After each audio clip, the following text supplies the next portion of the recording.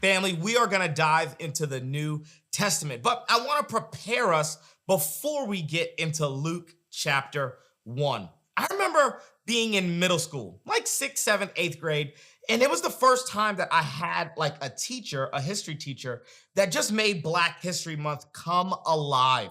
I remember hearing stories of like Rosa Parks and Harriet Tubman and Frederick Douglass, and just being aware that I was connected to something that was bigger than me, that I was connected to people that had gone before me, that as an African American male, that I wasn't just out here existing on an island, but that my identity, like the thing that shapes me as a person, was actually not just up to me, but decisions of people who had come before me. And you know what's crazy? Like, I had the same experience as a freshman in college as my New Testament professor began to like unlock the New Testament books for us. I began to realize I'm connected to the global church. And maybe when you think of the global church, you think of Christians that live all around the globe who are alive right now. But when I say the global church, I don't just mean people around the globe who are alive right now, but Christians who are living in the book of Acts, the disciples that are actually following Jesus. Lydia, who starts this church in Philippi, like Philemon and Onesimus, like actual people, real people living real lives. And I know the temptation. The temptation is to just treat a Bible reading plan like it's your devotions, right? And a lot of us are in this habit of approaching our devotions like, Lord, just give me something. Tell me something about my life.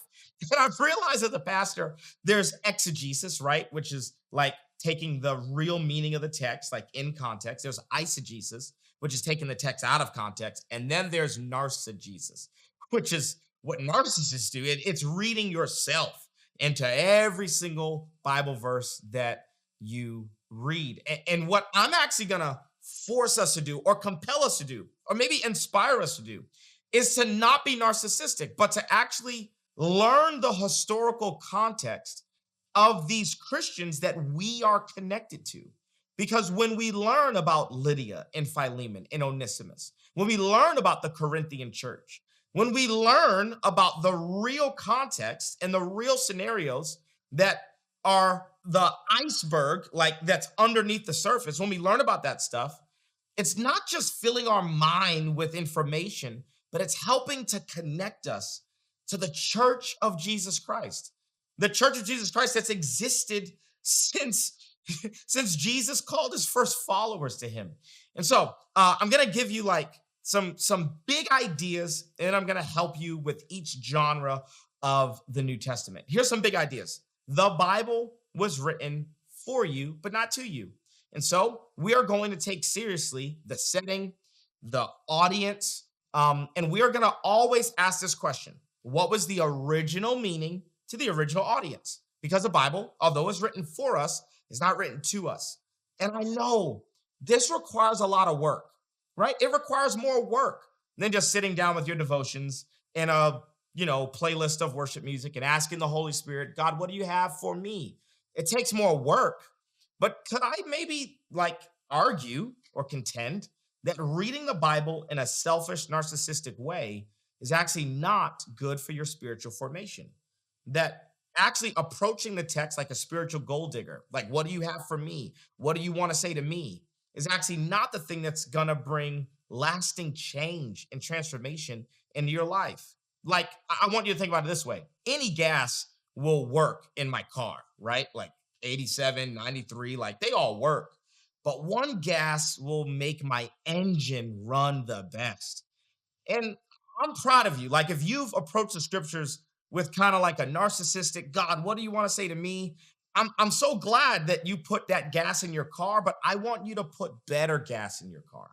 Because it's not just important that you get to some destination, but that you have faith for the long haul, that you have faith to make it through hard times, that you have the kind of faith that gives you an identity that's connected to the historic global church. And so we want to build real strong disciples. And it's quality over quantity. It doesn't matter how many Christians are on the planet. It matters how strong we are. And the strength of the church is always going to be found in our ability to connect with the church that Jesus birthed. So, what if I told you that what you're learning in this video was just the tip of the iceberg? The Bible department is actually powered by Arma. What is Arma? I'm so glad you asked. Arma is an online subscription-based platform that we designed to help people, everyday people, learn the Bible for themselves. We started Arma so that anybody, anywhere, could have access to trustworthy and entertaining Bible and theology content. In addition to this podcast, we have over 60 courses on individual books of the Bible, on theology topics, and on some hot topics like homosexuality, tithing, and women in ministry. But really, Arma is a community of people that I've gotten to know, a community where thousands of people are currently finding family, asking questions, and nerding out on the Bible together.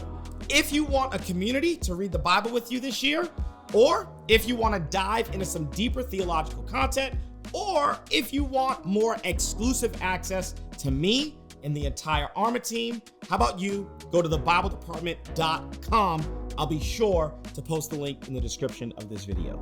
Let's make this your year to become a Bible nerd. One last big idea is that this is going to take work, but I promise it's worth it. And can we be real? I've done a lot of the work for you. Like you just got to show up. You got to show up to the Bible department. You got to listen every single day. I promise I've done a lot of work for you. We're going to make it digestible, but it is going to take work. It's a different way of engaging with the Bible, but it's totally worth it. So let's talk about the genres of literature that we're going to find in the New Testament. Here's the first genre of literature, the Gospels, okay? There's no other place in the Bible where we have gospel accounts. And the gospel accounts are trying to answer the question, who is Jesus? However, the four gospel accounts are different. They're different because Matthew, Mark, Luke, and John all have an audience. And so they're taking source material of things Jesus did, Jesus said, but they're applying that source material differently to different audiences. So when we approach the Gospels, we're always going to ask a twofold question. What was Jesus saying to his audience? And then what was the gospel writer saying to their audience? And since the audiences are different, right? Mark's audience is Roman. Luke's audience is Gentile. Matthew's audience is Hebrew. And John's audience is Jews and Gentiles. Since each gospel writer has a different audience, they are going to put a different spin on the story of Jesus. They're going to present Jesus in a different way. One of the things I want you to remember as we go into the Gospels is that the gospel accounts are not photographs, but portraits. A photograph has to be accurate, right? My photograph on my ID better match my face or I ain't going through TSA pre-check. But if I commissioned an artist to draw a portrait of me, then now the artist has the liberty to depict me based on their interpretation. And the word interpretation is going to be huge for us this year. We're going to use the word interpretation here at the Bible department a lot because it's not enough to just say, what did the Bible say? We have to ask, what does the Bible mean by what it says? And that means that we have to use context to fill in the gap of interpretation. We don't just want to ask what the text says, but we want to ask, what does the text mean by what it says, which is going to require that we're going to have good interpretation skills. Next, we're going to get into the book of Acts. And the book of Acts is going to be the historical timeline that all of the letters fit into, okay? So instead of just going to the book of Philippians, we're going to look at the book of Acts and go, well, what was Paul doing in Philippi? Before he ever wrote a book of Philippians, maybe when he was in Philippi, this historical moment can give us some context on what he meant in the book of Philippians. So there's a reason that the book of Acts goes before Paul's letters on this plan. So the book of Acts is the historical backbone of the entire New Testament. And then we are going to get into letters. Letters are an ancient genre. Christians weren't the only people who wrote letters. We're going to study Greco-Roman letters. This is a genre that most people just aren't familiar with. And I liken it to being in the car with someone who's on the phone. This actually happened to me a couple of days ago. I was in the car with my wife, and someone called her. She was in a full-blown conversation next to me, and I'm nosy. So I'm trying to figure out, who is she talking to? Are they okay? Is my wife happy? Is she sad? Is she upset to be on the phone? And all I have is what my wife is saying. I'm not privy to listening to the person on the other end of the phone. Now, I would have loved for my wife to put this person on speakerphone, but that's a whole nother case. That's a whole nother story altogether. The person wasn't on speakerphone. So I had to use my context clues to try to fill in the gaps and try to figure out who was my wife talking to and what were they saying. But I only had one side of the conversation. Well, when we get to letters, when we get to epistles like Peter and James, Philippians, Colossians, Philemon, we only have one half of the conversation. So I'm going to give you a lot of historical context to try to figure out, well, why did Paul say that? Did Paul really mean that women shouldn't talk in church? Or is there something happening on the other end of the phone that would actually cause us to create or come to a different interpretation? Because it's not important just saying what Paul said. Paul said women shouldn't talk. No, what's more important is, what did Paul mean? And oftentimes there's context, something happening on the other end of the phone. And then last but not least, we got everybody's favorite book of the New Testament, which is Revelation. Now, the English word for apocalypse, that's a Greek word, is revelation. And now this is one of the most misunderstood words on the planet, because most people think of an apocalypse, they think of a zombie apocalypse, they think of an event where the world ends. But actually, in its context, an apocalypse is an unveiling. It's a revelation. When Elisha is actually praying, there's an army surrounding the city that Elisha's in. He says, Lord, would you open my servant's eyes that he could see? And when the Lord does open his servant's eyes, he realizes that there isn't just a chariot, human chariots, but they're chariots of fire. What did the servant experience? An apocalypse, an unveiling. In John's apocalypse, what happens is that John gets a revelation that although it seems like Emperor Domitian, or maybe it was Emperor Nero, although it seems like they rule the world from their Roman throne, you want to know what John gets an apocalypse of?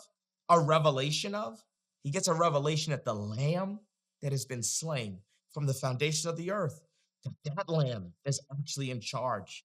That the creature that seems weak is actually in authority. And that's an apocalypse. That's the revelation that we all need, that Jesus is Lord. And that is what the New Testament is actually all about. It's revealing to all of us the gospel. And what is the gospel? It's not that Jesus died for your sins. No, it's that he is king, that he's Lord. And so the gospels, the letters, the book of Acts, the apocalyptic book at the end of the New Testament are all preaching the gospel, the message that Jesus is Lord, that he's the Lord over sickness, that he's the Lord over governmental authorities, that he's the Lord over everything. He's the Lord. And our process of discipleship is the process whereby we surrender more and more and more of our lives to his lordship.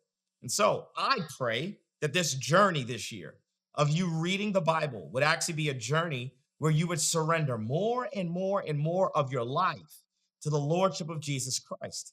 Because that is what the New Testament is all about. You coming to a revelation that Jesus Christ is Lord. We got a lot of work to do. Let's roll up our sleeves, but we got all the tools that we need to do the work that's ahead. It's work that is worth it. It's going to be so rewarding. I'm already proud of you. Like, I'm proud of you for embarking on this journey. Not only am I proud of you, I'm proud of you. It's going to be great. Let's dive into Luke.